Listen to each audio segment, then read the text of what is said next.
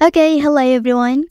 Here I want to provide tutorial on how to forward message on Skype app on Android device.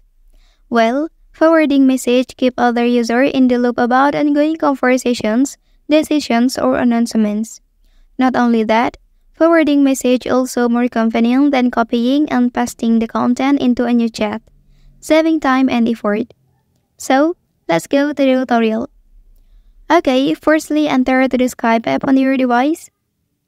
After that, select the conversation you need. And here you have to touch and hold on the message you want to forward to others. Then select this option. So here select the recipient and click send button.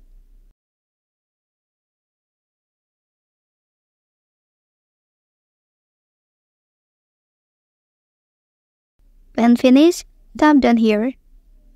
Okay, that's the tutorial on how to forward message on Skype app on Android device. If you are helped by this video, don't forget to like and subscribe to get all the information from this channel. Thank you.